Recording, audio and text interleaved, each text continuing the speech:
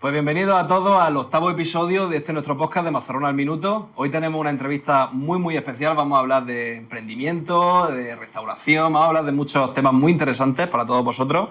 Y hoy traemos al creador y dueño de Natsu Ramen. Fue un joven estudiante de ingeniería mecánica que quiso traer a la zona del Levante un plato que en su cultura era muy popular. Tras irse a Japón, convirtiéndose en chef experto en ramen, consiguió traerlo a España, aunque le supuso todo un reto.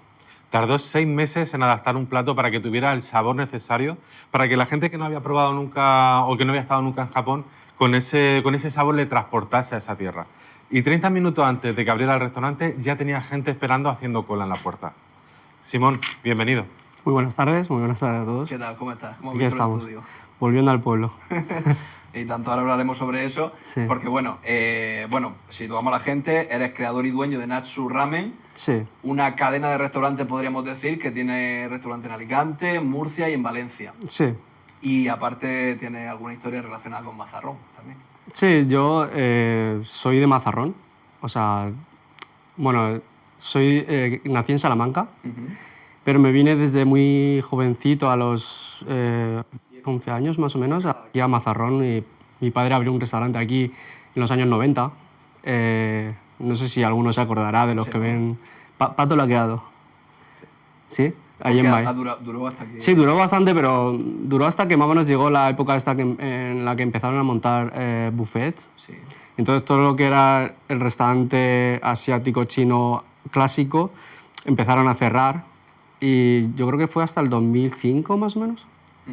Ya lo vendimos y bueno, pero desde entonces siempre me he quedado por aquí, estudié aquí, empecé en el Manuela Romero del Puerto, me gradué en el Antonio Hellín del Puerto, Sí. y ya después me fui afuera, la verdad.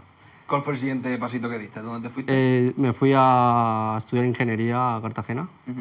y bueno, y ahí ya un trotamundos un poquito. ¿Llegaste a terminar ingeniería? Me faltó un par de añitos, pero llegó un momento en el que vi que no me gustaba mucho la carrera, se me estaba complicando, y bueno, lo típico que suele pasar a veces estudiando algo que no te apasiona, pues me fui después a Barcelona, a Madrid y a Asia a trabajar. Y bueno, y después volví para montar el Natsu, que es la empresa que supongo que tenéis cierta inquietud en saber algunas cositas, y digo, bueno, pues vuelvo al pueblo para esta charla. ¿Sigue viviendo entonces en Mazarrón? Mi casa de Mazarrón nunca la he vendido, es más, mis padres ya están retirados y ellos pensaban en tal, pero no, prefiero que la mantengan porque es un sitio al que siempre me gusta volver recurrentemente de vez en cuando, porque no sé, es como que estoy muy enlazado a este pueblo, y vuelvo cada vez que puedo, la verdad. ¿Cada cuánto sueles venir? Cada 2 o 3 meses vuelvo una vez. Me quedo un día, paso una tarde, doy un paso por la playa. También porque tengo amistades aquí de la infancia y tal, siempre es bonito volver. Y me transmite bastante como paz, calma. Un sitio donde no tienes problemas para aparcar, no tienes, ¿sabes? Y el sol de aquí, no sé. Y supongo que de aquí a un futuro siempre volveré cada vez que pueda. Sí, porque ahora mismo tú vives en Alicante, nos has Sí. contado, pero bueno, al final tu lugar tranquilo, tu lugar seguro, siempre como donde Sí. más calma puedes encontrar aquí en Mazarrón. Eso. Sí, siempre que el trabajo y tal me lo permite, siempre vuelvo al pueblo, y me gusta mucho. Sigue entonces vinculado con Mazarrón de alguna manera. ¿Cuál es tu mejor recuerdo de Mazarrón? Mi mejor recuerdo, supongo que los veranos de los años 2000, que era niño y siempre el puerto siempre estaba lleno de gente, me acuerdo, de madrileños, de gente de fuera, y había mucha vida, muchos bares abiertos, muchos chiringuitos, muchas heladerías. Pues siempre que, si me dices que pienso en una imagen de Mazarrón, siempre tengo esa imagen de muchos turistas, muchos ingleses, muchos holandeses que veranean aquí en los campings. Y bueno, supongo que ese. El verano en Mazarrón. Sí. ¿Y cuál era tu plan de vida futuro antes de que te embarcaras en esta aventura del ramen? ¿Cuál era el plan? Bueno, nos has contado que estabas estudiando ingeniería, Sí. pero ¿cuál era tu sueño, por así decirlo, en ese momento? ¿Siempre habías tenido el tema de los restaurantes, te había llamado la atención o...? Claro, yo vengo de familia de hosteleros, nací en un restaurante. O sea, básicamente desde que nací ya teníamos un restaurante. Desde los 12 años más o menos, que no sé si esto se puede decir, pero bueno, ayudaba en la empresa familiar, fregando platos. Ya prescrito. Ya, O sea, ya prescrito, ya prescrito. Y siempre he crecido en un restaurante, sé cómo funciona un restaurante, que eso es una cosa que muchas veces hay que entender, porque la hostelería es una profesión muy peculiar, muchas horas, está todo el día con las manos grasientas y es muy sacrificada, que es una cosa que se suele decir mucho, que es muy sacrificada, pero es verdad. Y claro, desde pequeño siempre he estado metido en una cocina, entonces para mí en temas de emprendimiento en hostelería pues no tenía tanto misterio, porque sé más o menos cómo funciona, sé cómo hay que tratar a un cliente o los por dónde... proveedores. Sí, y claro, a partir de ahí que partes de una base, entender un nuevo concepto, un nuevo mercado, un nuevo rango en el que te puedas meter y hacerlo triunfar es relativamente un poco más fácil que para alguien que a lo mejor no entienda de cómo funciona un restaurante o una cocina.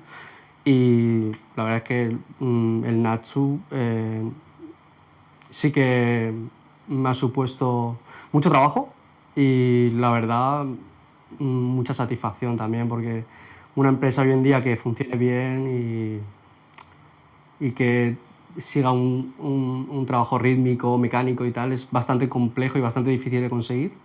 Y pienso que mi empresa es bastante sana en ese aspecto. Y luego si hablamos de viajes, ¿te gusta mucho viajar? Sí, Y aparte, bueno, ya lo hemos dicho en la presentación, tú el pasito que diste para aprender ramen fue irte a Japón sí. a A ver, aprenderlo. yo como ya he dicho, vengo de la cocina, vengo de restaurantes, de familia, de hosteleros y tal. El ramen sí que... La percepción que tenemos del ramen a lo mejor es mucho más abstracta, entonces no mucha gente entiende lo que es el ramen. Y yo sabía que si quería de verdad profundizar en el tema, tenía que absorberlo desde donde nace. Eso es como si tú quieres hacer una paella o un plato típico de aquí en Murcia, el que sea, ¿sabes? Tienes que irte allí y vivirlo. Todo el mundo puede coger la receta y hacerlo en su Claro. casa, pero la verdadera esencia, Sí. todo lo que hay detrás, que Sí. no se ve. En restaurantes no es que veas un vídeo de YouTube y sepas hacer algo, no, no, no. Es bastante, creo que el feeling, el entender el producto y tal es bastante más profundo.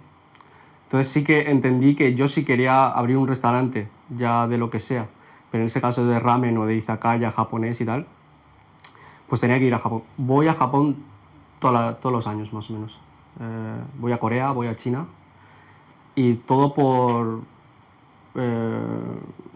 quizá una cosa más laboral que más vacacional.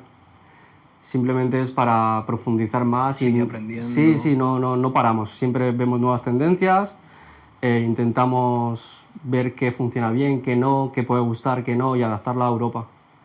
Entonces, todos los años, ahora, es más, en una semana me voy otra vez a Japón.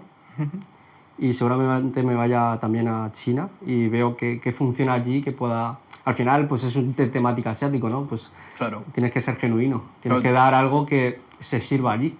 Pero tú cuando llegas allí, ¿qué es lo que haces? O sea, te vas a los restaurantes típicos. No, y vas no, yo viendo busco cosas. trabajo.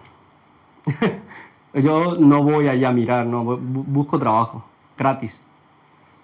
Y O sea, pero trabajo en qué sentido de sitios de conocidos que hagan, por ejemplo, yo a Japón, la primera vez que fui, que estuve 6 meses, busqué trabajo antes de ir y con la condición de no cobrar, no... O sea, pero te vas tú allí a trabajar Sí, en voy un allí a trabajar restaurante. sin saber el idioma, sin saber la cultura, no sabía nada. Qué curioso. Es más, cuando fui la primera vez, me acuerdo que fue una simple charla en un chiringuito de aquí, con los amigos. Dije, pues yo estoy por ir a Asia a aprender un poquito de este tema. Porque veo que, porque por Europa también viajaba, me acuerdo que fui a Berlín y tengo casa en Londres también. Entonces veía que allí había una tendencia en cuanto al ramen que no había en España. Y en Europa pasa una cosa, y es que las capitales europeas grandes suelen llegar las nuevas tendencias bastante antes que por ejemplo, a España, a lo mejor unos cuantos años antes. Entonces lo que se pone de moda en un país como Londres y tal, suele llegar aquí, un poco más tarde. Entonces yo en Berlín me senté en un ramen con mi mujer y la verdad es que me sentí un poco intrigado por el tema y dije, pero si esto es lo que me hace mi madre, ¿por qué no lo voy a poder hacer yo? Y ¿Sabes? ya te picó la Me curiosidad. picó la curiosidad y fui para allá a ver qué pasa.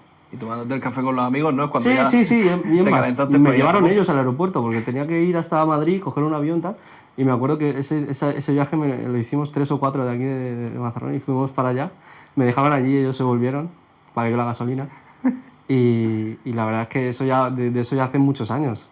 Es una experiencia Y ha pasado mucho tiempo, sí, pero bueno. que no olvidarás nunca, ¿no? Sí, Al sí, final, sí, sí, sí. tú fíjate de una cosa que al final a día de hoy te ha llevado a tener 3 restaurantes y a ser de los mejores ramen que hay, ¿no? O sea, Sí, en cuanto a marca, yo creo que mi empresa es de las más conocidas ahora mismo.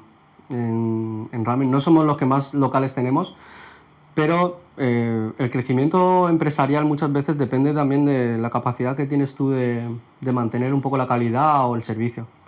Entonces yo creo que es lento por eso.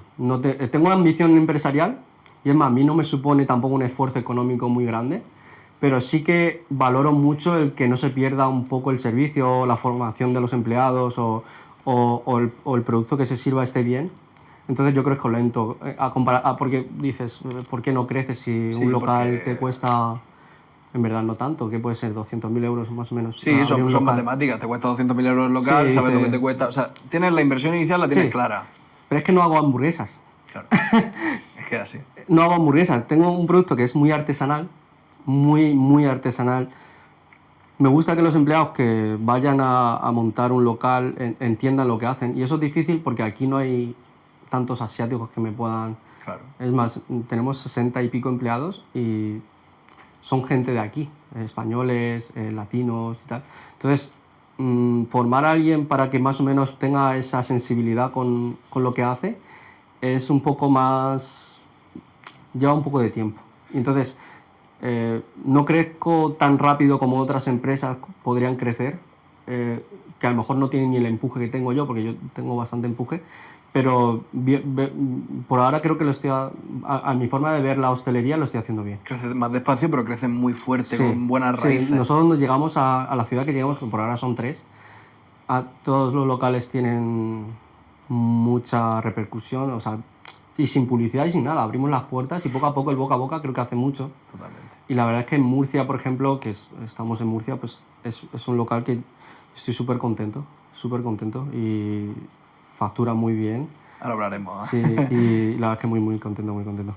Qué bonito. Simón, antes de que pasemos al tema más de empresarial, de que nos cuente un poco Natsu cómo nace, cómo se te ocurre la idea, has comentado antes que viajas con mucha frecuencia a Japón Sí. y que estuviste allí formándote. Sí. Cuéntanos un poquito cómo era tu vida en Japón, cómo se vive en Japón. En Japón, mira, yo la primera vez que fui, pues típico chico que acaba de terminar los estudios, dependiente un poco de los padres. Yo vengo de familia obrera estándar. O sea, no teníamos dificultades de ningún tipo. Íbamos acomodados, pero tampoco teníamos para derrochar dinero, digamos. Entonces yo, para ir allí, tuve que decirle a mi padre que me diese un poco de dinero, que en ese momento era bastante.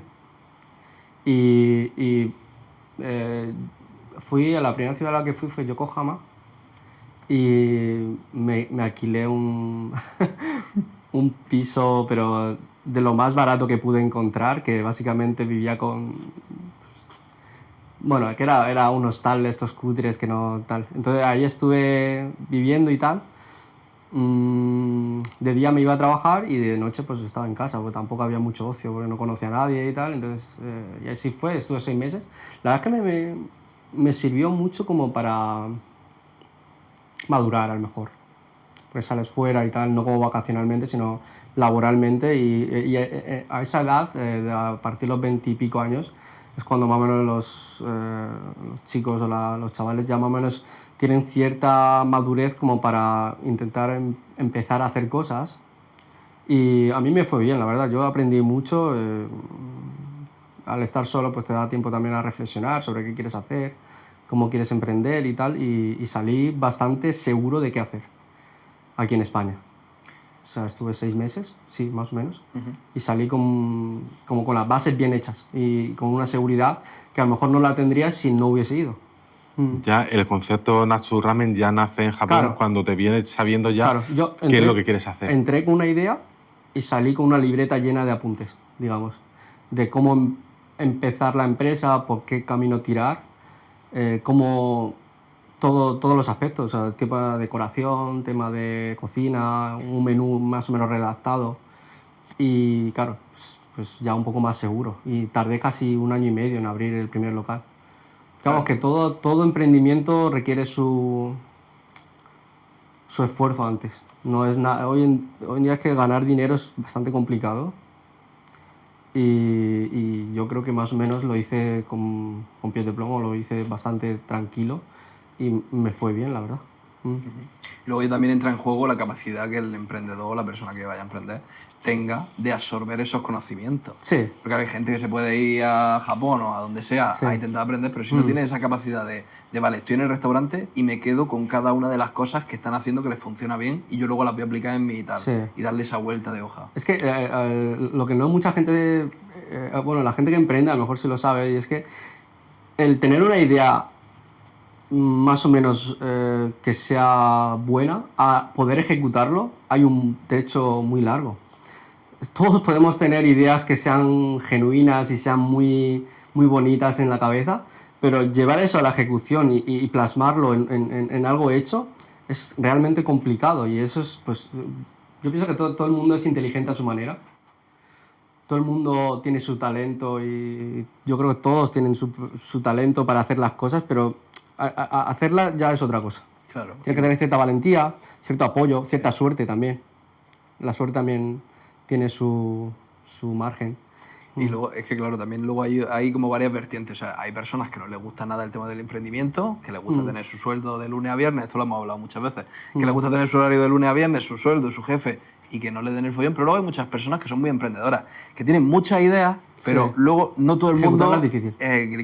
Ese es el gran dilema que diferencia Sí. al empresario del emprendedor, pienso yo, porque al final... Yo, por ejemplo, cada vez que más o menos pienso que tengo una idea, me lanzo. Y para mí, en cierta manera, el dinero es que no le doy valor. Porque al final, una vez que llegas a cierto punto en el que tus padres están bien, tu mujer está bien, tienes tu casa, tu chalet y tu coche bonito, es que tampoco el dinero vale para mucho más. Entonces, idea que tengo, idea que intento ejecutar. Con ciertas disciplinas suele salir bien. O sea, aparte del Nacho tengo más cosas. Claro, es que eso es justo la pregunta que te voy a hacer ahora. Sí. Que te quería preguntar, aparte de tu negocio principal, que son los restaurantes tan reconocidos, ¿tienes otras inversiones? Sí, ¿Haces otras invierto cosas? en todo lo que... Hay un montón de cosas que tampoco, yo qué sé, no sé si es de interés aquí, pero sí, invierto en muchas cosas, en bienes raíces, invierto en bolsa, invierto en empresas que a lo mejor pueden ser de temática de importación-exportación. Todo lo que más o menos piense que pueda ser una buena idea, me esfuerzo y lo reflexiono y lo pienso y intento hacer algo. Que salga bien, que salga mal, pues bueno, es jugar al juego. Sí. Y la verdad es que yo siempre incito a los jóvenes a que se lancen. Claro, ¿no? Dices, bueno, pues no es fácil, tienes que asumir cierto riesgo y claro, el primer pasito es el más difícil. Y tener rango de movimiento, que al final es fácil cuando tú ya tienes tu negocio montado, pues entonces ya tienes ese rango de decir, vale, pues ahora puedo invertir aquí, puedo invertir allí, con mucha cabeza y siendo inteligente, lógicamente. Porque luego también está la otra rama de la gente que no tiene ni idea, entonces, pues que si el trading, que si no sé qué, gente que no sabe, que se fía de un gurú. Es todo humo. Claro. La verdad es que yo, todos los que me hablan de eso, pienso, es que no tienen ni idea. Da mucha pereza. No, porque es que es meterte en cosas que no entiendes con un dinero que a lo mejor no te sobra.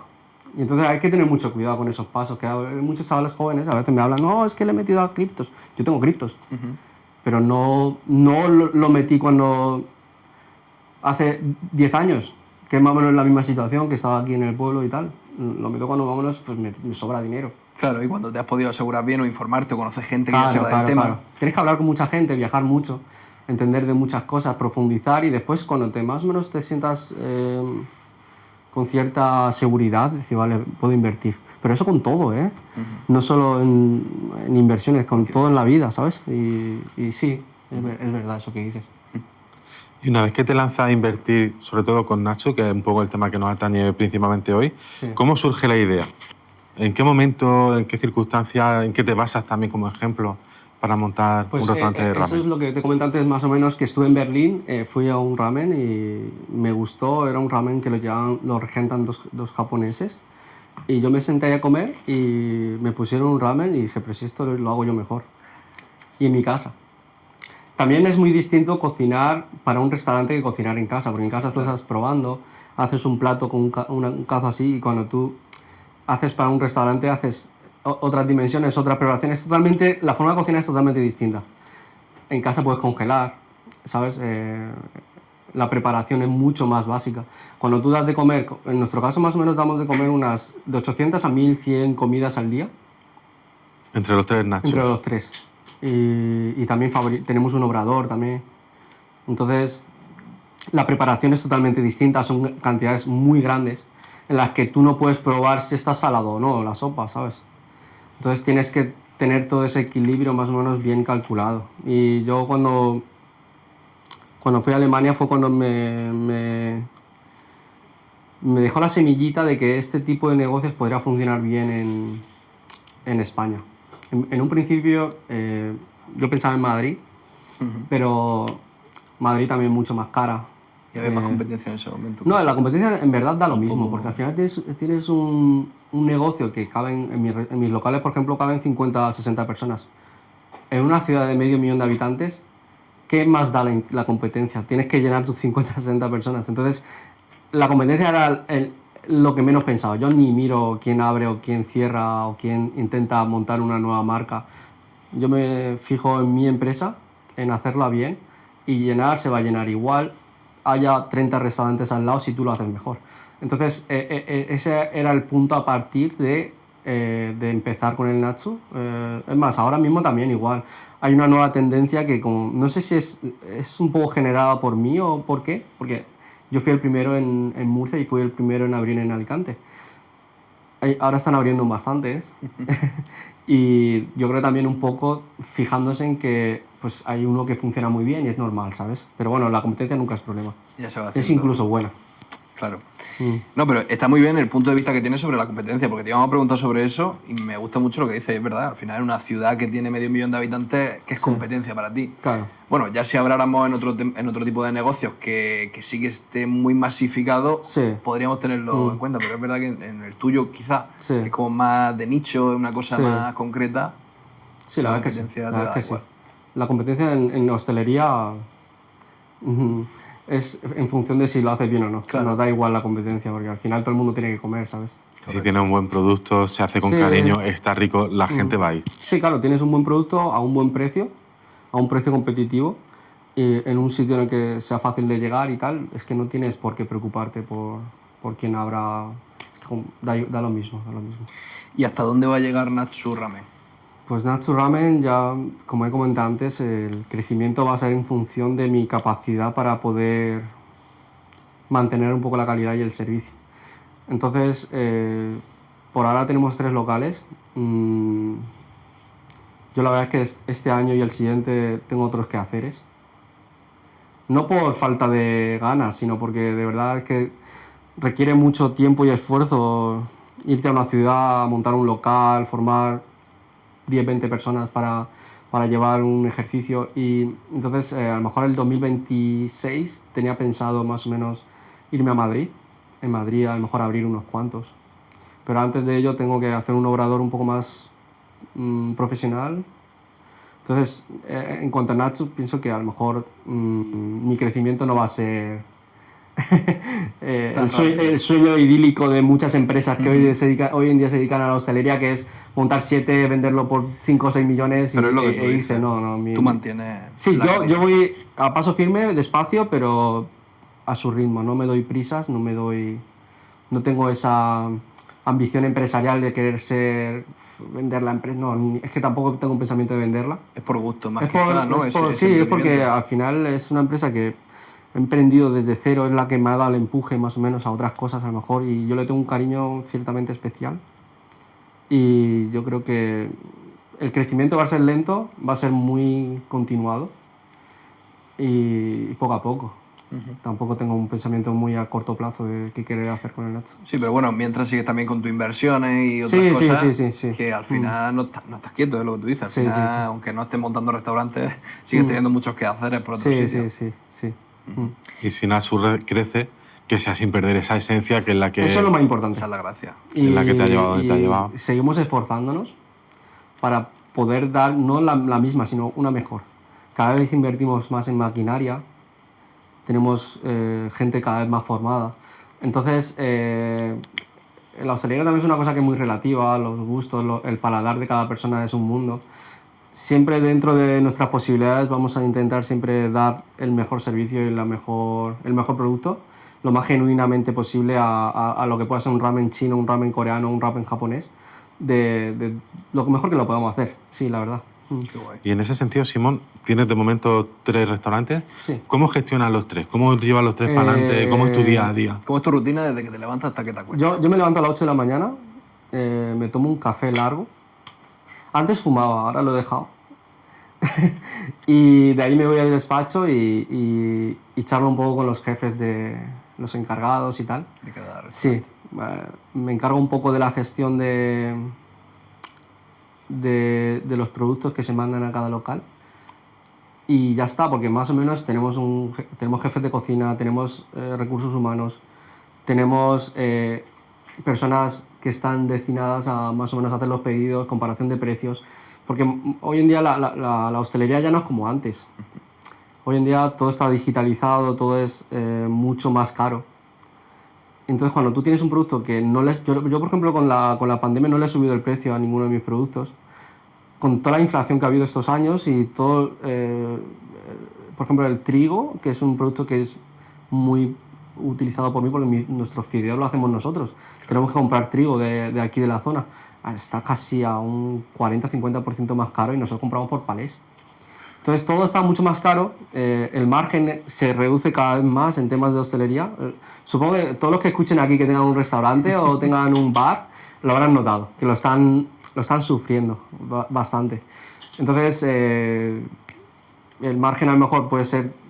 Antes yo me acuerdo que mis padres, cuando yo era pequeño, podían sacar a lo mejor un 30, un 35% de cada restaurante de lo que facturaban y tal. Hoy en día es imposible. Hoy en día si llegas a un 12, 13%, 14, 15%, ya es una empresa bastante rodada, ¿sabes? Total.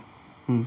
Y luego aparte, claro, es que también es como te administres, porque luego hoy en día existen muchos temas de software para comparación, que sigue productos, Sí. para ver lo que mejor te sale de precio y todo eso. Al final, Sí. la gente también, lo que tú decías, te vas actualizando como negocio. Ya un restaurante, a no ser que sea el típico restaurante que se queda muy anticuado, siempre tiran de herramientas nuevas o al Sí. final ponen personas encargadas de ciertas cosas más específicas. Los restaurantes cuando llegan a cierto punto de facturación o de personal, ya dejan de ser restaurantes, en cierta manera, un porcentaje grande.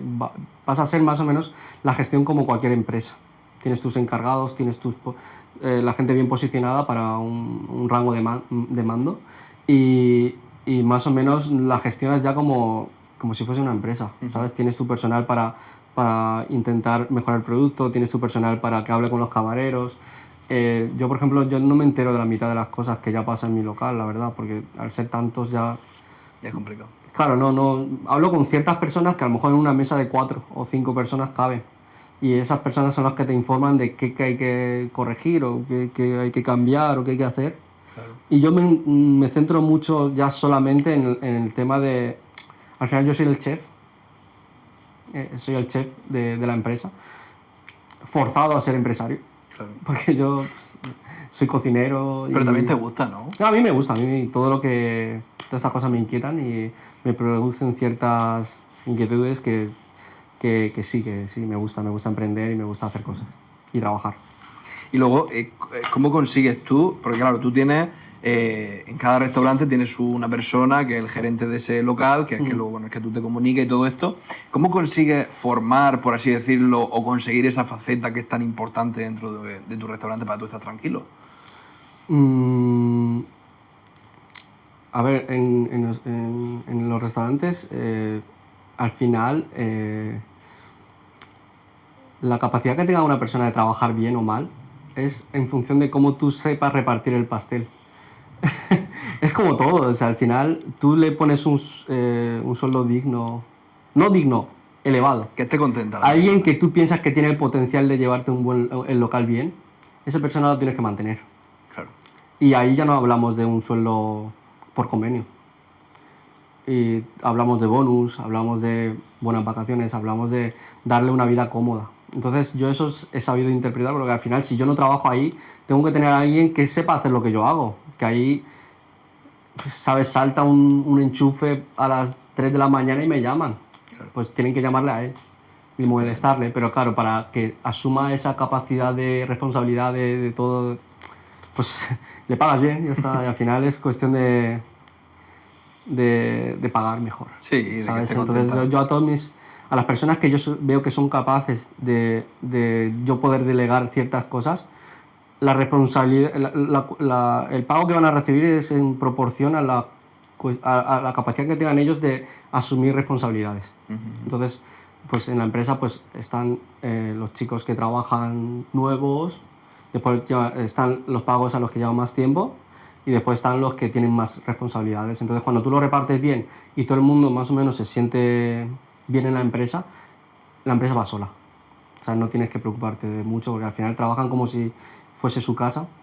Y eso es muy importante, que la plantilla se sienta parte de y primordial. Porque si no, no tira. Yo no puedo darle de comer a 1000 personas yo solo con estas manos. No, no es lo mismo ni de coño. Claro, yo puedo manejar un poco para que todos estén bien. Entonces, cuidar la plantilla, primordial. Los empleados son los que van a sacarte el negocio. Entonces, es muy importante. También, bueno, es a lo mejor un poco más político. El tema de, por ejemplo, ¿qué más me gustaría a mí más? Que, por ejemplo, mis empleados cobrasen más. Pero muchas veces las empresas tampoco se lo pueden permitir. Entonces tiene que ser en función de más o menos la capacidad que tenga yo de crecer. Y eso interviene mucho el gobierno o los impuestos que tengas, de yo poder darle una mejor vida a los 60 empleados que tengo, por ejemplo, en el caso del Nacho.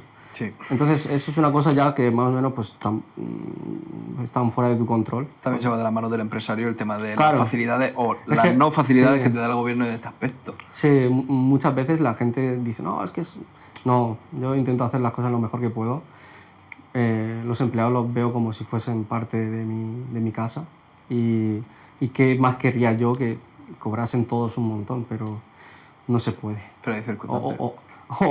Claro, es que no te da el margen. No, y es que tampoco se puede al final. Es que Por tema de margen, por tema de cómo se porta el gobierno con las empresas, hay muchos factores y al final es que tampoco tú puedes Yo creo que coger- yo siempre he pensado que la solución a muchas partes, porque la hostelería es un gremio enorme de aquí de España. Claro. Si la presión fiscal fuese un poco más diluido, no habría ningún problema para que todos cobrasen más. ¿Sabes? Que no es que la ambición sea que yo gane más dinero. A mí, en verdad, soy una persona que no valoro tanto eso. Porque valoro más el tener éxito, el que todos estén bien. Se haber construido quizá un Sí, gran sí, imperio, que yo sí, creo que sí, también... y que todo funcione bien y tal. Pero claro, es que no te da el margen, no te da el margen. Claro. Y muchas veces la gente que no ha tenido una empresa en sus manos no lo entiende. Es que aquí están las dos visiones, tanto la de siendo empleado, que dice, "Bah, se cobra fatal, se trabaja por las noches, se trabaja los fines de semana". Claro. Que eso es un problema que hablábamos con varias personas que tienen restaurantes, decían que no hay camareros o no hay No, cocineros. no, la verdad es que contratar gente es realmente complicado. En mi caso, por ejemplo, los que contrato se quedan. Que eso es, gracias a Dios, ¿sabes? Que siga siendo. Y claro, porque también te digo, es como de lo que te digo, que hay que cuidarlos y tal. Claro. Pero es complicado. Hoy en día la gente no quiere, No quiere ser camarero no ni- quiere ser camarero, no quiere ser cocinero. Totalmente. Y esa afición que había a lo mejor hace unos cuantos años de la hostelería se está perdiendo bastante. Y en verdad cada vez dependemos más de... Es que el sector turismo es muy grande. Ya. Y claro, es muy complicado gestionarlo. Y hacen falta, la verdad. Hablando así un poco de turismo, si lo enfocásemos un poco a Mazarrón, ¿qué crees tú que le falta a Mazarrón o que puede hacer Mazarrón para tener restaurantes como el tuyo, que son distintos, que tienen su propio sello de producto original? ¿Qué le falta a este pueblo, según tú? Yo creo que este pueblo, a Mazarrón le falta pensar a largo plazo. mi forma de pensar, no que nadie se ofenda. Pensar a largo plazo, pensar en que los chavales de aquí se queden aquí y fomentar a que la gente que venga esté bien, ¿sabes? Esto no sé si es verdad o es verídico o no, es simplemente sensación mía, pero creo que cuando yo era pequeño aquí en verano había más gente. Puede ser. Sí, puede ser. Yo antes veía repleto de turistas y repleto de gente, y esos turistas ahora se están yendo un poco más un poco a Almería o a Torrevieja. Y no sé si es una cosa que a lo mejor es una sensación mía, que no vengo mucho y a lo mejor por 3 días que venga tampoco puedo sacar una conclusión, pero sí que pensar un poco más a largo plazo, crear a lo mejor industria o crear economía aquí, y eso arrastra todo también un poquito, ¿sabes? Si un pueblo depende solo del turismo, el turismo no va a venir, porque al final todo decae.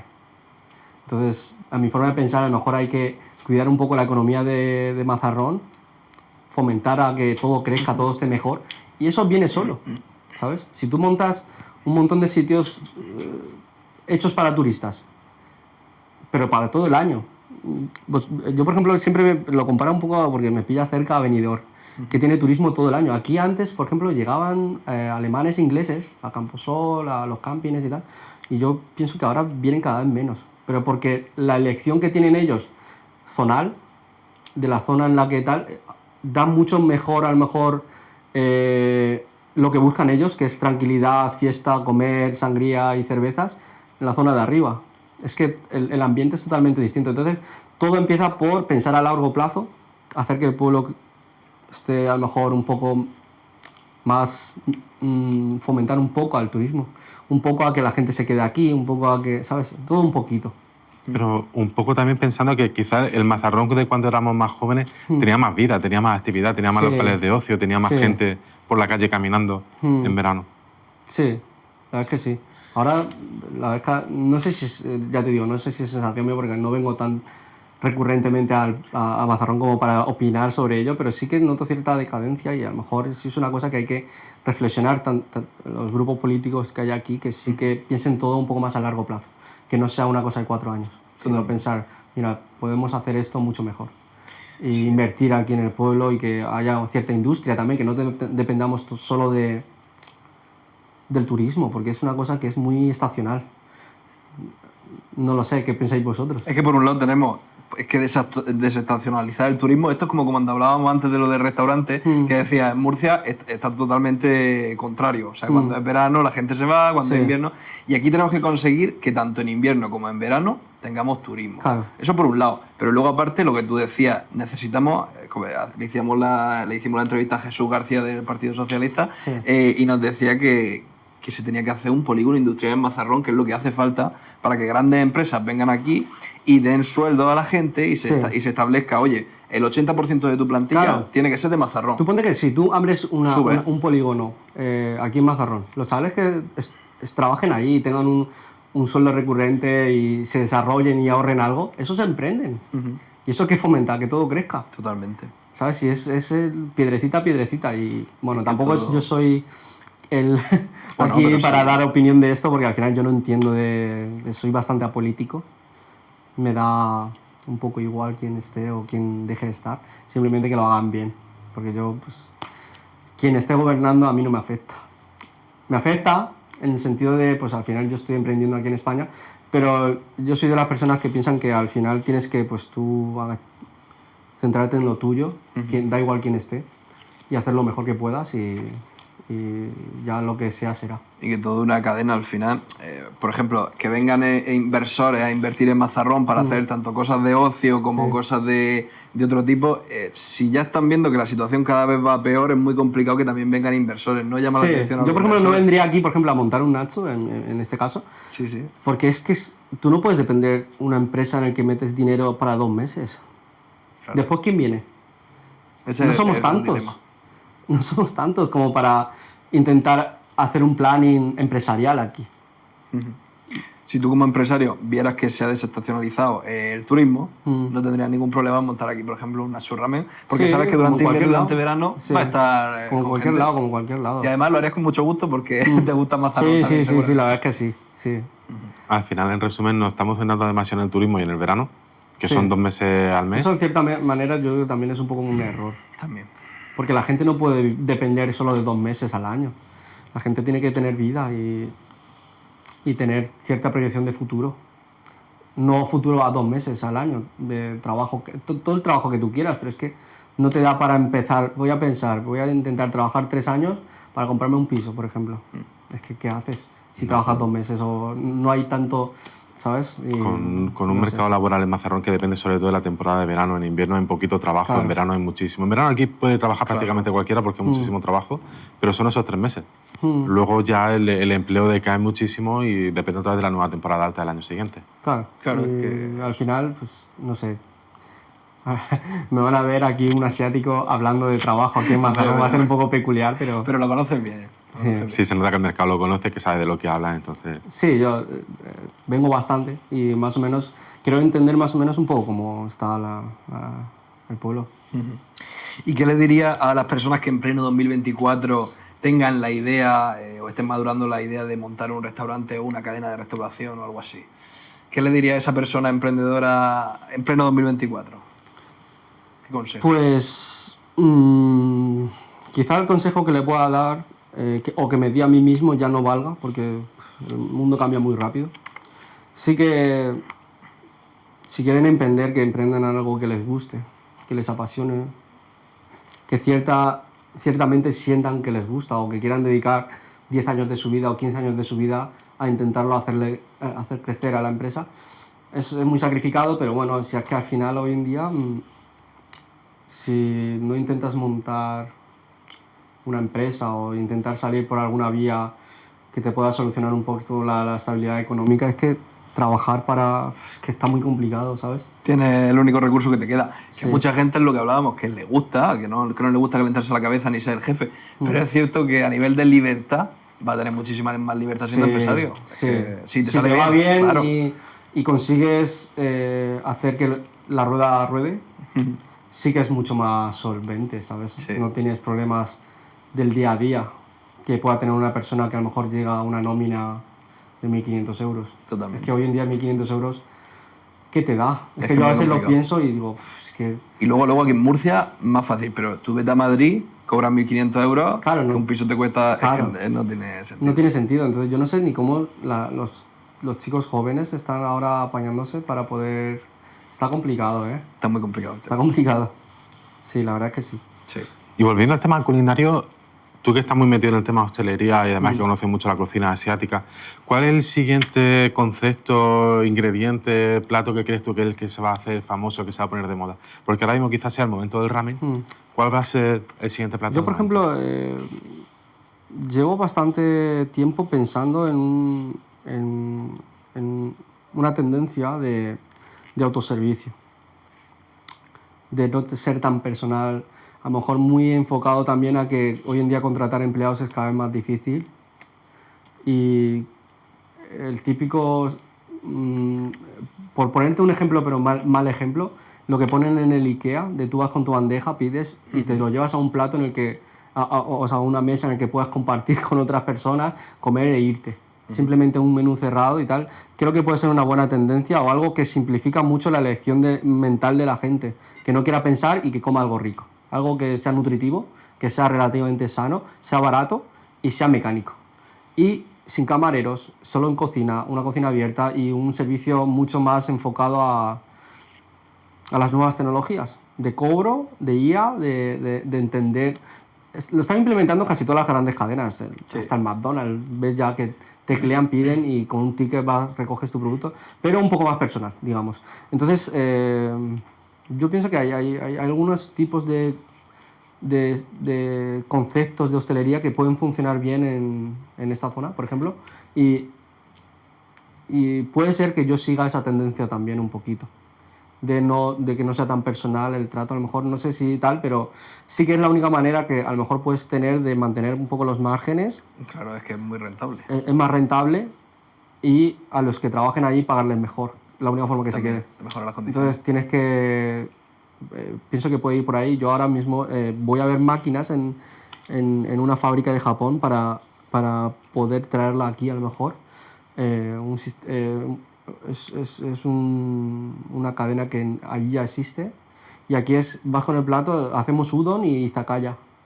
Así de frituras, tempura, un arroz y un plato de fideos, por ejemplo, o un plato de lo que sea. Y vas con tus 3 platitos y comes por 10 euros. Ese puede ser una nueva tendencia que sustituya un poco a lo mejor a los buffets o a los sitios así muy de mucha gente, de no pensar tanto, de comer rápido e irte a trabajar. Algo así por el centro de la ciudad podría ir bien, la verdad. Y también tiene todo el sentido porque al final el mundo cada día se acelera más, se Sí. acelera más. La mayoría de personas ven el empresario como la persona mala. En España se ve mucho. Sí, no sé por qué. En Estados Unidos es diferente, pero aquí pues Es siempre verdad, está yo pienso que si empresario. tú eres una persona que trabaja, da trabajo y intenta hacer lo mejor que puedes, ¿no? Contribuyes con los impuestos, que en España no son bajos. No. Son bastante asfixiantes. Pero aún así, das lo mejor de ti. Intentas crecer. Es una cosa que yo creo que es meritoria. Para mí la meritocracia existe y el valor al trabajo existe.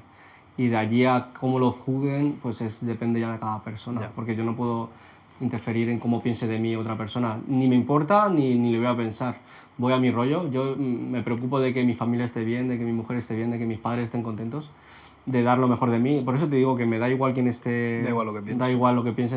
Entonces, sé que es verdad que en España muchas veces se toma al empresario como, Como el malo de la algo película, aparte. cuando Igual que a los realmente- banqueros, igual que a los abogados.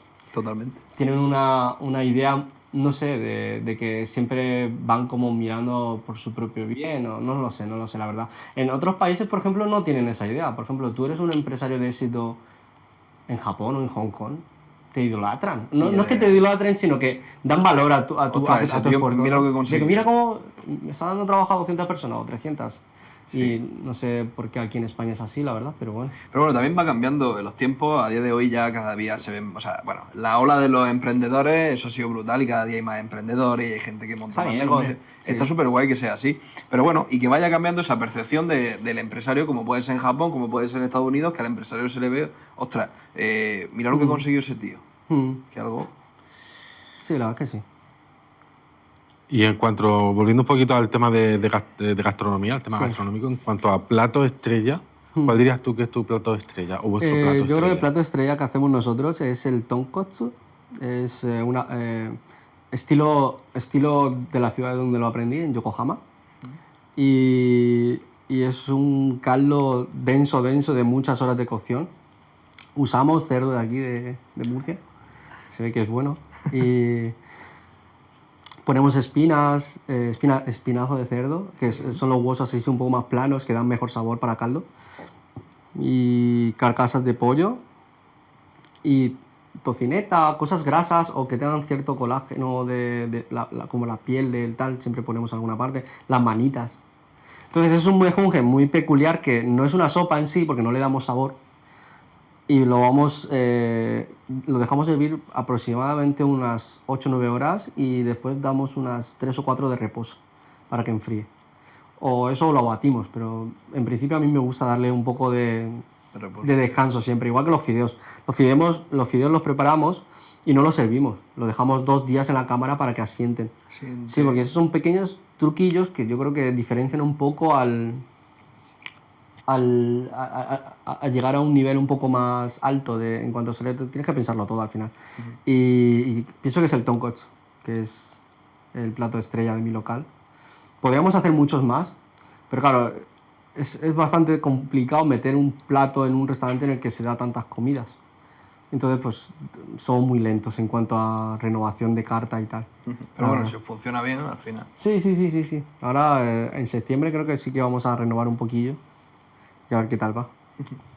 Te quería preguntar también otra cosa, antes lo hemos hablado un poco. Bueno, te hemos contado que nosotros nos dedicamos a la gestión de redes sociales y a la creación de contenido para empresas, para que deleguen ese sector dentro de su empresa. Y me ha gustado mucho la opinión que tú tienes sobre las redes sociales. Cuéntanos un poco si realmente te han servido de ayuda, si realmente le da importancia a las redes, si sí, si no. A ver, hoy en día las redes sociales es un porcentaje muy grande de tu rentabilidad empresarial. Es muy importante saber gestionarlas y saber cómo promocionarte. En mi caso, como yo mi empresa es un poco peculiar. Nunca he tenido alguien que me suba cosas o tal, simplemente lo llevo yo y de vez en cuando subimos algo. Es más, llevamos como 4 o 5 años ya con el Instagram y tengo 40 posts más o menos, que no subo nada porque es que también me da mucha pereza, pero porque también pienso que no necesito esa promoción. Nunca hemos contratado a ningún influencer, nunca hemos contratado a una empresa que gestione las redes y tal, pero porque pienso que puede ser incluso un poco más genuino el que el propietario lo lleve y así yo también me entero de, por si hacen alguna cosa mal, algún empleado, yo enterarme, ¿sabes? Porque al final es una ventana que te pone en contacto con tus... En mi caso creo que tengo 30 y pico mil seguidores legítimos, que eso es muy difícil de ver. No. En hostelería casi todo muchas veces Sí, seguidores falsos y cosas así. tienen a lo mejor 50.000 seguidores y después tienen 70 likes. No, pero tu cuenta totalmente, además tiene muchísimas visitas en los vídeos, tiene vídeos Sí, muy sí, virales. sí. Bueno, ha habido youtubers, bueno, cenando con Pablo fue a visitar tu restaurante de Sí, Alicante, sí, me parece. sí, fue y no le pagué. No Claro, sé. claro, por eso. Fue porque él quiso. Fue porque al final les llama la Me lo encontré atención en la puerta. y van porque ellos quieren y eso, vamos, es lo mejor que puede hacer. Y claro, lo curioso de que tú que seas el propietario de los 3 restaurantes, Sí. sea el que lleva el Instagram. Sí, la verdad es que sí, pero es que yo tampoco Pero mola. yo no me meto mucho, la verdad. Sí que me meto de vez en cuando a contestar personalmente a todos los mensajes que me llegan, porque pienso que puede ser un poco también un plus en mi caso, porque eso a lo mejor a otra persona no le funciona. Claro. Pero en mi caso sí que si alguien se siente molesto o pueda mejorar parte del servicio, el que yo... Es media hora al día. Yo siempre lo hago cuando termino de cenar y como pongo la tele o lo que sea y estoy relajado en el sofá, me meto y contesto personalmente todos los mensajes que hayan llegado, leo un poco lo que han subido, miro a ver cómo están haciendo los platos. Pero al final es todo... Es que viene muy bien. Hombre, por un lado separamos las respuestas a las cosas que puedan ser más personales de gusto, pero por otro lado sí que hay las críticas más objetivas, entre comillas, y que sean constructivas, que sí que te pueden servir. Pues, oye, pues esto es verdad que no sé qué, esto que me ha dicho Sí. esta persona. Yo creo que llegado un momento sí que tendré que delegar esa parte porque es que a veces no te da tiempo Claro. a contestar todos los mensajes o a subir cosas, que es que a mí no me preocupa. Claro, y Eso además no- que tus restaurantes funcionan muy bien, entonces tú dirías, bueno, no necesito darle caña en las redes porque al final me está funcionando el negocio. Y entonces ese punto de vista está muy bien, pero luego hay otro punto de vista que, vale, simplemente porque yo tengo que hacer presencia. Igual que yo estoy en mi restaurante y mi restaurante es precioso, yo tengo que tener una cuenta de Instagram preciosa y estar presente en redes sociales como lo están otros restaurantes. Sí, Aunque me la- funcione muy bien. Sí, yo por ejemplo la estructuración de mis reels y tal no hay nada pensado. Es todo Es todo lo lo que saliendo. surja, ¿sabes? Hay algunos que están editados, otros que no. Y la verdad es que es un perfil bastante peculiar, bastante feo incluso, pero bueno, yo creo que a la gente le gusta Pero porque funciona muy bien. tenemos muchos seguidores, ¿eh? O sea, yo creo Claro. que en ramen somos top en España. Sí, totalmente. 33.000 y apenas lo usamos, o sea, no subimos nada, casi. De vez en cuando yo estoy en el local y grabo algo, pero es que no... Tiene mérito que Tiene no tengas, mucho mérito. no tengas esa constancia y todos tus posts lo vea tanta gente, ¿sabes? Tiene mucho mérito, pero bueno, al final también es un producto que funciona muy bien, que a la gente le ha llamado mucho la atención, la estética que tenéis, que ahora también vamos a hablar un poquito de eso, pero quería preguntarte yo el tema del COVID, ¿qué hiciste en el COVID? ¿Cómo afrontaste esa situación? Porque a ti te pilló que tenías ya el restaurante dos de locales. Alicante y el de Murcia. Sí. Pues, gracias a Dios, nosotros teníamos un buen colchón. O sea, después de emprender en Murcia todavía nos quedaba más o menos un colchón bueno para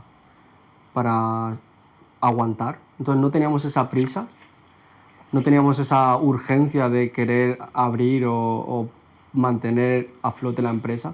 Simplemente cerramos, pedimos el ERTES y ya está. Y esperamos a que la cosa pasase y a base de pagar y ya está.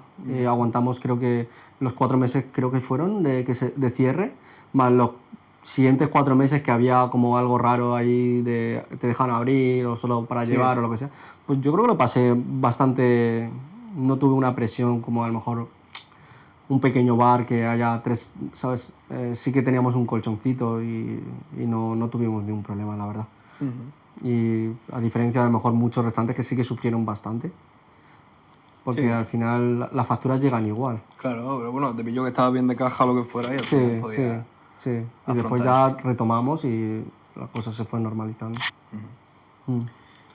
Antes hablaba, Diego, del diseño de tu restaurante. Hablan un poquito del diseño de Natsu, por lo menos del de Murcia, que es el que nos pilla un poquito más cerca. Sí.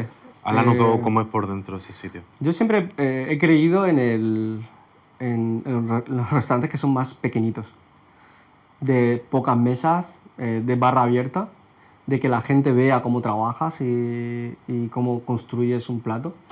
Y el street food también siempre ha sido una cosa que a mí me ha gustado porque son los locales a los que yo suelo ir.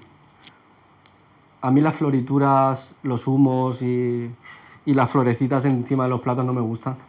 No porque no cree en el esfuerzo de esa gente que lo prepara, sino más bien porque yo no me gusta comer esas cosas. A mí me gusta disfrutar de un plato bien hecho, más casero, menos bonito. Entonces, al final, el reflejo de una empresa siempre es la del emprendedor. Y lo que a mí me gusta y más o menos cómo entiendo yo la hostelería. Entonces, el Nacho es un poco reflejo de lo que me gusta a mí. El street food, restaurantes pequeñitos que tengan un servicio un poco más cálido y cocinar delante de la gente, que la gente no se coma un plato, sino que entienda un poco la experiencia. Que muchas veces no ponemos mesas barateras o tenemos sillas un poco incómodas o las cosas están colocadas un poco con cierto desorden, pero porque es que este tipo de locales es así. Muchas veces hay gente que es un poco más sibarita, dice, no, ¿cómo tienes eso? Eso es otro Tal, esto, tal. Es que, a ver, si tú quieres vivir un poco o entender un poco lo que es el ramen, pues el ramen es así en Asia. Es un poco antro. Y no antro quiero decir que sea sucio, no. Simplemente intentamos mantenerlo lo más higiénico que podemos, pero sí que es un poco más caótico, la música es un poco más alta y a lo mejor las cosas no tenemos piel italiano o suelo de mármol, no. Madera, cutre y porcelanoso. ¿Sabes? Un poco... Y yo creo que el restaurante de Murcia, igual que los otros restaurantes, son un buen ejemplo de cómo es un ramen que puedas tú comerte en Japón o en Hong Kong o donde tú quieras ir. Pues es eso. A lo mejor incluso sillas, ¿sabes? De plástico, no sé.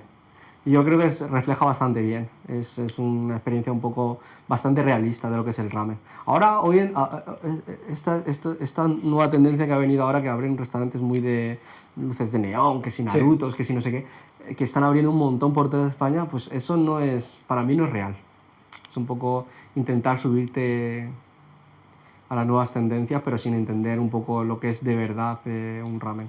Es más intentar engañar, digamos. Sí. Engañar al comensal. Hay otros locales que te engañan, te despistan, que si tienes un Goku gigante, cosas así. No quería decirlo para que no se viera en Murcia exactamente de cuál podemos estar hablando. Yo lo pienso que, a ver... Pero sí, o sea, poner un Vegeta enorme, poner un dragón de bola de dragón enorme, llenarlo todo de Pokémon. Es más, yo creo que si le preguntas al propietario si ha visto algún capítulo de Dragon Ball, seguramente no hayan visto ninguno como yo, ¿sabes? Y sin embargo nos centramos mucho en la... ¿Por qué un ramen tiene a Naruto y a One Piece por todos lados? ¿Por qué?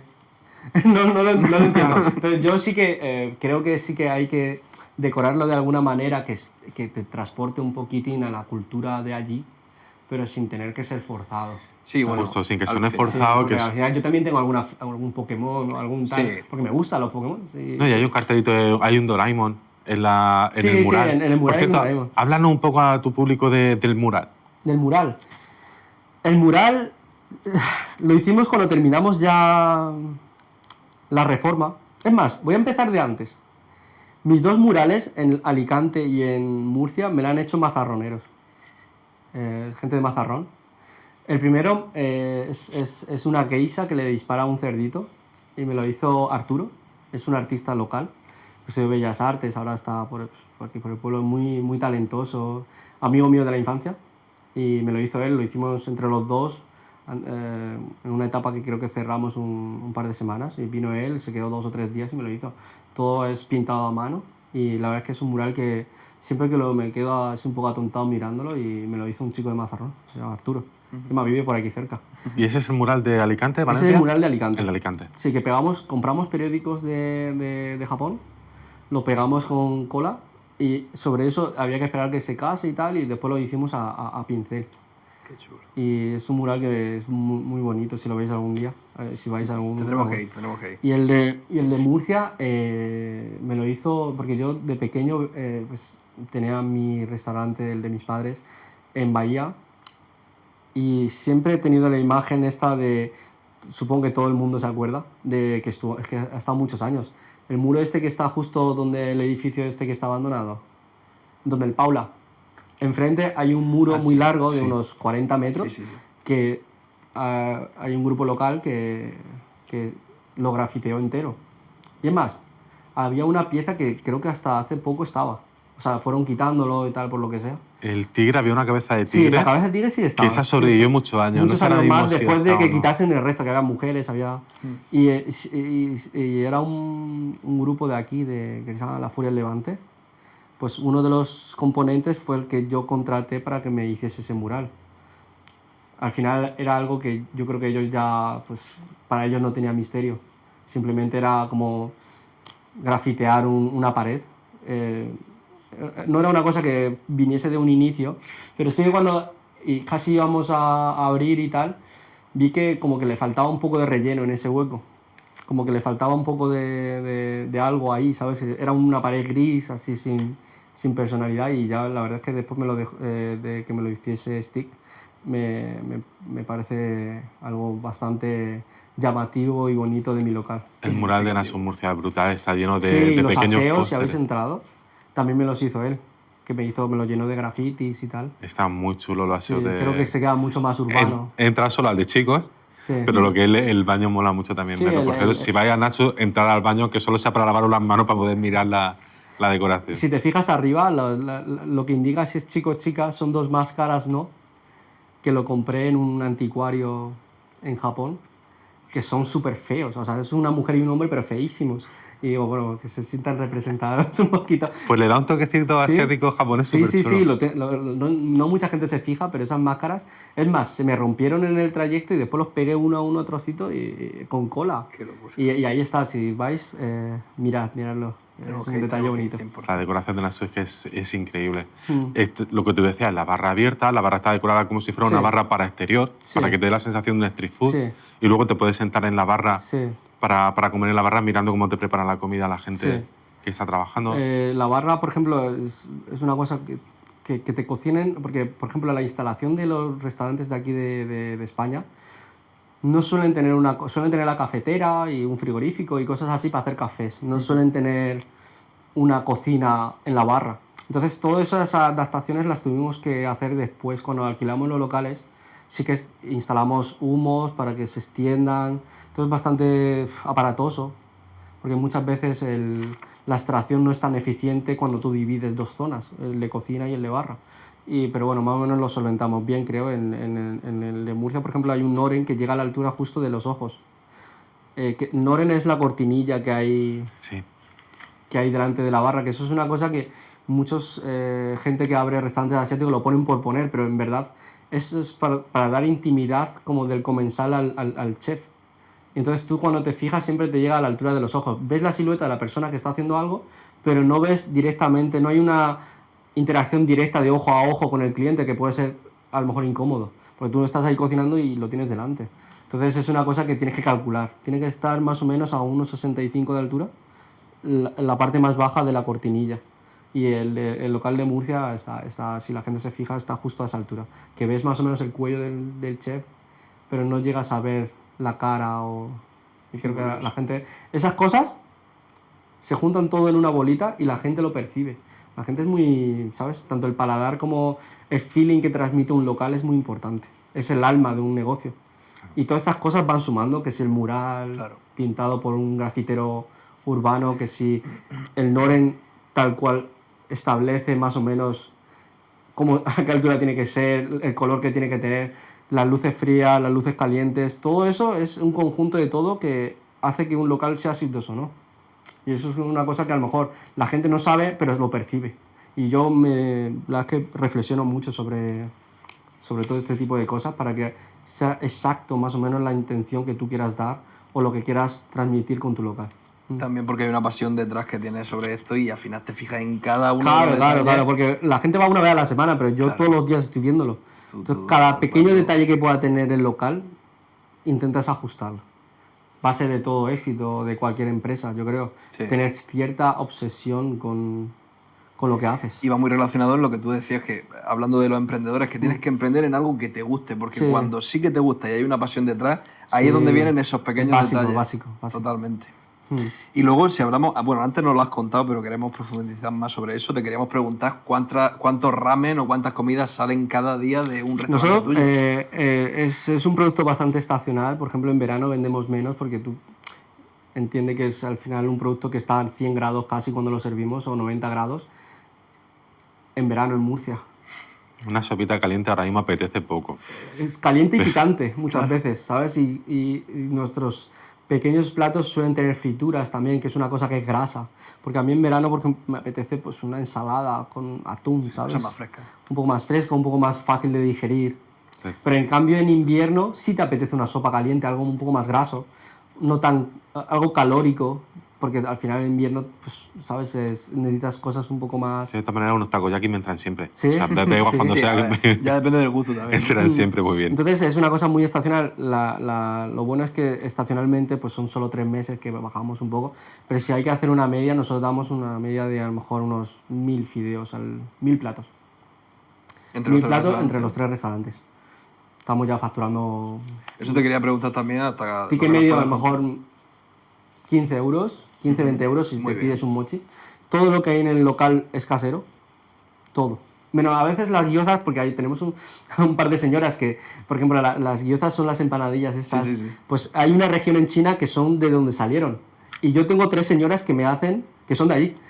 Las tengo contratadas solo para hacer gyozas. O sea, Tiene que que podemos hacer decir que muy la belleza de Nacho es lo más parecido a lo Sí, genuino. a lo originario asiático de ese plato, pero sí que a veces pues se van de vacaciones, lo que sea, entonces compramos algunas que son compradas, pero sí que intento que todos los productos que sean en el local sean artesanales, tanto los fideos, la sopa, las salsas, Sí.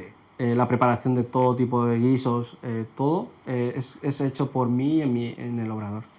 Y luego, por ejemplo, un restaurante de este tipo que puede facturar más o menos de facturación media anual o algo así, por saber un poco Yo creo que a nivel de a negocio. lo mejor... Sí se puede decir. se O puede, bueno, se puede, tampoco hay nada... una media. Yo creo que la gente lo calcula y es fácil de calcular. Si tú calculas 1000 platos, más o menos a 10-15 euros, estaremos sobre los 3-4 millones, más o menos. Entre los tres restaurantes. Entre los 3. Un local, a lo mejor 1 millón, más o menos, aprox. Qué 1 bueno. millón de facturación. La rentabilidad ya varía mucho en función de en qué momento estés empresarialmente, Claro. porque muchas veces se reinvierte. O sea, tener dinero estancado es dinero que no vale para nada. Entonces, en mi caso, por ejemplo, ya incluso es más cómodo tener cierta deuda. Claro, hay que generar La gestión de deuda al es, final. es importante también. Entonces, intentas hacerlo crecer. En este momento estoy en stand-by. Ujú. No estoy intentando tal porque estoy en otros quehaceres, pero sí que generar cierta deuda en momentos de emprendimiento. cara un poco a futuro sí que te interesa al final, generar deuda. Si pagas impuestos y tienes una buena rentabilidad, los bancos lo perciben. Es lo más Y- recomendable. Y claro, y es la única forma de hacer crecer tu empresa, porque si dependes un poco de la riñón de lo que facturas, es No, y muy que- lento, muy difícil. Y lo que tú dices sobre los bancos, que al final cuando más interesante es generar deuda es cuando mejor estás. O sea, al final- Sí. Los bancos te van a dar dinero siempre que tú estés en positivo. Efectivamente. O sea, si tú estás en un periodo en el que necesitas dinero, menos te van a dar los bancos. Tú tienes que pedir dinero cuando te sobre. Que suena un poco contradictorio, pero... Porque al pero final claro, la inflación o los intereses Claro. a largo plazo son muy eficientes. Total. Tú pides ahora 1 millón de euros y dices, vale, a tal tasa, en 5 años, lo que sea. Hay varias formas, por ejemplo, de pedir dinero al banco. Hay bonos, hay de todo. Entonces, siempre intentas crecer con tu crédito. Y el crédito hay que cuidarlo. O sea, crédito personal o empresarial, tienes que saber cuidarlo, saber gestionarlo, saber cuánto impuesto he pagado, cuánto estoy dando de tal. Y entonces, con ese margen que tú tengas de crédito, jugar con la gente que te pueda aportar algo. En este caso, pues cualquier entidad bancaria con la que trabajes, hablar mucho con ellos, porque te enteras de muchas cosas que si no hablas con ellos nunca te vas a enterar. Porque parece que aquí en España es ley el que tú no sepas cómo Que no sepas cómo funciona el sistema, ¿sabes? Totalmente. Entonces, la única forma es hablando mucho con los banqueros, hablando mucho con los abogados y entender un poco ¿Qué tienes que hacer para poder crecer? Porque si tú tienes que sacar de tu bolsillo todo el dinero para poder crecer, es que es muy lento. No es el método adecuado, Porque de hecho. es lentísimo, no hay un crecimiento posible. Porque Pues sí. entre que te asfixia la parte tributaria y que la rentabilidad es baja, a veces estás moviendo millones y millones de dinero, pero si tú quieres, por ejemplo, meterle a un local en Madrid, Sí, por montar ejemplo, un restaurante, y 5 restaurantes necesitas en Madrid. 800.000 euros, Claro. o 1 millón de euros, lo que sea, un número redondo, digamos. Sí. Es que dices, ¿cómo lo hago? Dices, pues es que yo estoy facturando, pero al final la rentabilidad no te da para crecer. Si te tienes que esperar a ahorrar 800.000 euros Sí, para poder No, invertir y en otro. No tiene sentido al final. Es no, mejor generar dependes deuda. un poco de la deuda. Claro. Dependes un poco de la deuda. Porque es que si no, no es muy complejo, muy complicado. Entonces hay que saber gestionarlo bien, saber entender cómo funciona y planificarte muy bien las etapas para que todo concuerde, para que todo crezca en armonía, ¿sabes? Pues Simón, la siguiente sección es una pequeña ronda rápida de preguntas. Entonces consiste en lanzarte una pregunta y con Sí. poquito tiempo, que al final siempre nos enrollamos hablando y le dedicamos Vale, 5 vale. minutos Vale, a así cada da- pregunta. sí. Pero una batería de preguntas rápidas para que en 2 3 palabras, prácticamente sin pensarlo, tú nos vayas Vale. diciendo qué es cada cosita para ti. ¿Qué es la felicidad? La felicidad. Para ti. La felicidad. Es que es una pregunta. Es Esta que no esa es pregunta rápida. no se puede responder, No, tío. Es difícil responder eso de manera Pero rápida. bueno, en este momento, para ti, ¿qué es lo que qué es lo que te genera felicidad? La felicidad para mí es el bienestar de las 3 o 4 personas cercanas a ti. En todos los aspectos. Salud, que estén estables económicamente y que tengan armonía mental. No tengan, ¿sabes? Todo eso resumido más o menos en eso. Tu padre, tu madre, tus cuatro personas Tu círculo más cercano. que estén bien, sí. Para mí eso es la felicidad. ¿Y el mejor sitio para ti para vivir? A mí me gusta mucho Shanghai. Es una capital mundial. Es enorme. Todo lo que tú puedas pensar que se pueda hacer existe. Pero solo vacacionalmente, digamos. No me gustaría vivir ahí todo el año. Pero sí Shanghai que... para ratitos. para ratitos. Igual que Mazarrón para ratitos. A mí me encanta volver a Mazarrón. Es una cosa que incluso a veces la necesito. Pero quedarme una semana aquí, por ejemplo, se me hace un poco largo, para serte sincero. Pero sí que me encanta volver, me gusta el pueblo y es lo que hago también muchas veces. Vuelvo cada vez que puedo. También es una persona que se mueve mucho, que está en Sí, muchos sitios al sí. mismo tiempo, entonces tener ese hueco para pasar aquí más de una Sí, semana, 2 es sí. complicado. ¿Tu mayor logro hasta ahora? Mi mayor logro. Pues no sé si se puede considerar un mayor logro, pero le compré una casa a mi padre. Yo creo que sí lo podemos considerar. O sea, la forma de entender la jubilación en Asia, por ejemplo, es que es una cosa cultural, porque en Asia las pensiones no existen, o existen pero muy precarias. Entonces, culturalmente ellos han crecido entendiendo que la pensión del padre es darle lo mejor a tu hijo. Una formación, un buen trabajo, tal. Entonces, mi padre hace poco ya cumplió 60 y pico años y está a punto de jubilarse. Y su pensión se la tengo que dar yo. Es una cosa cultural. Entonces le he comprado una casa ahí en una zona bonita, con su terrenito. Y no sé si es el mayor logro, pero es una de las cosas que lo firmé. Es más, lo firmé hace poquito. Y es muy caro. Pero sí que me siento muy realizado, la verdad, de esa firma. Muy realizado, muy contento, la verdad. Qué bonito. Simón, dinos 3 valores para ti que sean fundamentales Valores como persona. como persona. Ser ¿Qué le- noble, ser disciplinado y ser genuino. Último viaje Último viaje estuve en Shanghai hace 2 o 3 meses. y próximo viaje. A Tokio en una semana. ¿Tiene alguna fobia? La verdad es que no. Trabajo anterior. Estuve en una empresa de software para familiar. ¿Y el trabajo de tus sueños cuál sería? El trabajo de mis sueños. Quizás un trabajo más enfocado a bienes raíces, a lo mejor en inversiones en la construcción, a lo mejor. Es una cosa que siempre me ha gustado y es complejo a su manera, pero pienso que es una cosa que también puede funcionar muy bien y te da mucho tiempo para estar con los tuyos también, no te quita como un restaurante. Te absorbe todo, ¿sabes? Al menos al principio, te absorbe 14 horas al día. Y sí que la empresa como el Nacho, por ejemplo, sí que me gusta mucho, pero sí que es muy... A lo mejor como idílico no lo vería, porque es que la hostelería es muy cansada. Serie que estés viendo ahora mismo. Pues esta mañana me vi el 8º capítulo de La Casa de Dragón, que salió justo esta mañana. Y la acabo de ver. Y cuando estás de bajón, ¿qué es lo que haces tú? Yo creo que todas las personas nos gusta un poco estar en nuestra soledad un poquito y reflexionar. Y bueno, no suelo tener muchas etapas en las que esté de bajón porque creo que no es una cosa que sea útil. Pero sí que como persona o tal, sí que hay veces que pues, pasas malos ratos, ¿no? Entonces, estar en tu soledad y reflexionar y seguir para adelante. Probablemente también no te da tiempo a estar de bajón. Sí, ¿no? No sé yo, sí. ¿Crees en Dios?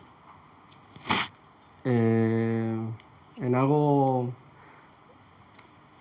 no diría creer en Dios, pero sí que creo... Porque no puedo negar que no exista. Entonces sí que...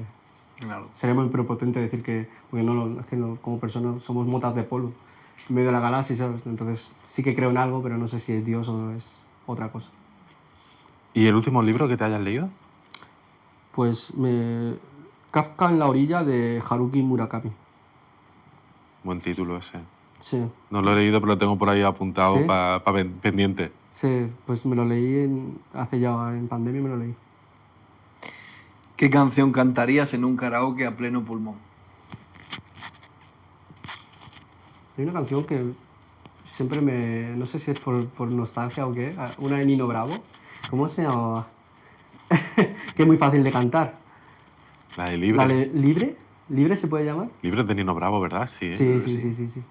No es que tampoco sea un hit, ¿sabes? Pero es Pero una bueno, cosa que a veces me acuerdo y es más. En Asia, las únicas canciones que salen en los karaokes, en Asia. Tú vas a Shanghai o a Tokio y vas a un karaoke y pones canciones en español latinas. Los dos únicos artistas que están es el ASRG y Julio Iglesias. O sea, no hay más opciones para cantar en un ASRG y karaoke. Julio maravilla. Iglesias. Sí, Julio Iglesias sí que hay bastantes canciones de Julio Julio Iglesias. Iglesias, vale, lo entiendo porque es un mítico, pero ASRG que fue No sé una por qué, cosa creo que fue muy de un verano. Sí, pero fue un hit mundial y Petó lo tienen fuerte. ahí en el este. Y ahí quedó. Qué curioso. Sí, ¿Y la mejor época de tu vida o la que tú consideres que ha sido la mejor época de tu vida? en la que estoy ahora. La presente, ¿no? Sí, siempre presente. Hay ¿Y que la ser pe- positivos. ¿Y la peor, quizá? La peor, quizás la incertidumbre esta que tienes siempre cuando te haces adulto. Desde los 20 a los 25 más o menos, que no sabes a dónde ir. Estás ahí que no sabes si terminar los estudios o qué hacer, ¿sabes? Andas un poco perdido. Esa etapa que tampoco es la peor, porque es la que en verdad es la que mejor te lo pasas, ¿sabes? Pero sí que es mentalmente como esa etapa en la que tienes que decir, vale, ya soy adulto, es un poco más estresante. Si pudieras cambiar una sola cosa del mundo, ¿qué cambiarías? Una sola cosa del mundo, la desigualdad. Y si pudieras tomarte un café con una persona, ¿a quién elegirías? Una persona que podía ser... ¿Del mundo? Del mundo. Viva o muerta, cualquier persona. De cualquier época de histórica también. Viva, muerta. Pongamos quizá también alguien de leyenda, alguien ficticio. ¿Con quién te tomarías tú un café? Gengis Khan. No sé, me da la curiosidad cómo ha llegado hasta Europa invadiendo todo. Sería, no sé, algo Sería un café curioso. interesante, ¿no? Tendría cosas que contar ese hombre. Sí, que alguna sea. duda sí que habría siempre hablando con él. Que Gengis Khan fue el primero en crear un gran imperio, Sí. grandes conquistas. El mongol. Sí, Gengis Khan o yo qué sé. Alguien así. Alguien así que te sea curioso, que haya hecho algo bien o mal, pero que haya hecho algo, ¿sabes? Alguien así por lo menos un café curioso tiene. Si no nos corta la cabeza, un café curioso. Sí. Y por último, ¿quién te gustaría o quién nos recomendarías que pasara por este programa? Yo creo que siempre no tienes que ser un gran rockero o un futbolista famoso, porque muchas veces las personas del día a día tienen todos muchas historias que contar. Cualquier persona que tenga una historia bonita yo creo que es siempre interesante, que aunque no lo parezca, es que no... Yo, por ejemplo, soy una persona de lo más normal y aquí estoy, ¿sabes? Entonces, Y tienen todos mucho que tienen su contar. historia que contar. No tiene por qué ser famosa, yo creo. Totalmente. Mm. Bueno, y ya por último, para cerrar esta entrevista, que ha sido increíble, vamos a hacer la sección del diario, que ya te hemos comentado antes. Tenemos un diario que el anterior invitado, que en este caso fue Iván, chef del Manduca, dejó una pregunta para ti, que además viene al pelo porque tú te dedicas al tema de los restaurantes, aparte de otras cosas, y el anterior invitado que te dejó la pregunta era chef. Entonces, más o menos, a ver si tiene por ahí... Esta semana se queda la pregunta de un cocinero de comida asiática para otro cocinero de comida Sí, asiática. muy bien, a ver qué pregunto Iván. A ver. Léela en voz alta, la respondes y directamente dejas tú la tuya. ¿Cuál es el plato de comida que hace volver a tu infancia? A ver, yo crecí en un restaurante chino de toda la vida, ¿sabes? Y no es que lo haya comido mucho, pero sí que es el que más he cocinado, que es el pollo con almendras. No sé por qué, o sea, de mi infancia me acuerdo mucho de ese plato porque lo hacía desde los 12 años hasta los 18 así, que estuve ahí ayudando hasta que me fui a estudiar fuera ya y me fui del pueblo. Es el plato que yo creo que más he cocinado. Pues yo diría ese, aunque suene muy poco original. Bueno, pero cada uno al final... Sí, ese. Pues, si quieres ahora es tu turno, déjale la pregunta al siguiente invitado, que vosotros No, lo veréis. no sabemos el próximo. de dónde va a ser. No, no sabemos todavía nada, es secreto, así que deja una pregunta que signifique algo para ti o que simplemente que te guste. Y vosotros lo veréis el próximo domingo con el siguiente capítulo, la pregunta que nos deja Simón para el siguiente invitado. Vale, yo lo he hecho. Ahí está. Muchas Muy bien. Pues la cerramos, no la vemos y así No. queda de sorpresa que no la veamos A ni ver qué nosotros. Pues mire, Hemos visto la entrevista increíble, ya está, ya hemos terminado, ya hemos hecho la última sección. Así que nada, solo nos queda darte las gracias. Ha No, sido hombre, un placer, Simón. Un placer aquí volver, siempre. Tu historia es increíble. Bueno, volver a Mazarrón, como tú decías, también habrá sido un placer, pero bueno, sobre todo conocer un poco más sobre el tema de emprendimiento, tu restaurante. Espero que tu haya vida. sido útil y no sé, tampoco. Seguro que sí. Espero que haya ayudado a alguien que tenga algunas dudas de lo que sea y bueno. ha soltado unas cuantas pinceladas para, oye, gente que está interesada en montar un negocio, ya sea de hostelería o no. Pero para que gente que esté interesada en montar un negocio o tenga una idea y no sepa cómo ponerla en pie, ha soltado ahí unas cuantas pinceladas que siempre se pueden Creo que recoger han y sido tirar. útiles. Sí, Bueno, me eso siempre. me alegro. Y a vosotros, os vemos la semana que viene con el próximo episodio a las 9 de la noche, el próximo domingo. Un saludo. Y hasta la semana que viene.